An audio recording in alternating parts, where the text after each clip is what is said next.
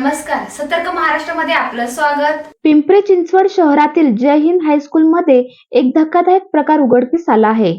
School प्रशासनानेच मुला-मुलींच्या टॉयलेटमध्ये चक्क CCTV कॅमेरे बसवले आहेत। विद्यार्थ्यांच्या सिक्युरिटीचे कारण देत आम्ही स्कूलच्या टॉयलेटमध्ये सीसीटीव्ही कॅमेरे बसवले असा दावा स्कूल प्रशासनाने केला आहे। मात्र विद्यार्थ्यांच्या सिक्युरिटीचे कारण पुढे करत असताना मुलांच्या टॉयलेटमधील प्रायव्हसीचा विसर जय हिंद स्कूल प्रशासनाला पडला आहे। जय हिंद स्कूलमधील टॉयलेटचा सीसीटीव्ही फुटेज सोशल मीडियावर व्हायरल झाल्यानंतर पिंपरी चिंचवड महापालिकेचे शिक्षण विभाग देखील खडबडून जागा झाला आहे।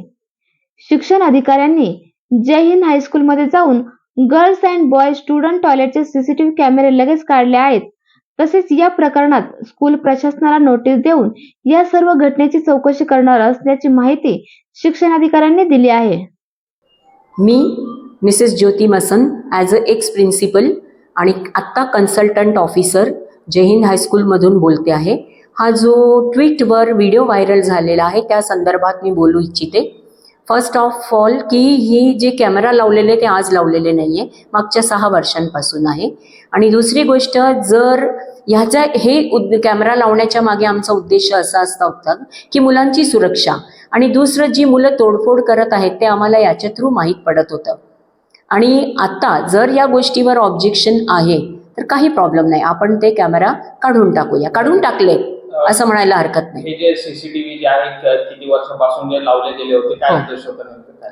मुलं जे तोडफोड करतात किंवा जे काही नुकसान करतात ते आम्हाला शोधणं सोपं व्हायचं, त्याच्या मागचं कारण हे एकच होतं। आणि दुसरं, जे त्या व्हिडिओमध्ये व्हायरल झालेलं आहे त्याच्यात सांगितलेलं आहे की लेडी टीचरला कपडे बदलण्यासाठी, मी एकच गोष्ट सांगेल की लेडी टीचरला कपडे बदलण्याची आवश्यकताच नाही आहे। सकाळी 7 ते 20 12-20 टीचरची ड्युटी आहे, तेवढ्या वेळाच्या तिला साडी घालून यायची आहे आणि युनिफॉर्म घालून यायचा आहे, त्यामुळे कुठे कपडे बदलायचा प्रश्नच निर्माण होत नाही। त्यामुळे ही जी माहिती व्हायरल झालेली आहे ती चुकीची आहे। काय कारवाई करण्यात आली काय सांगा? जय हिंद स्कूलला मी व्हिजिट दिलेली आहे, आता भेट दिलेली आहे आणि आम्ही प्रशासनाला सूचना देऊन सर्व जे कॅमेरेज प्रायव्हेट एरियाचे होते ना ते काढण्याच्या सूचना दिल्या आणि समोर काढलेले आहेत। या संदर्भात चौकशी करून आम्ही यांना नोटीस देणार आहोत।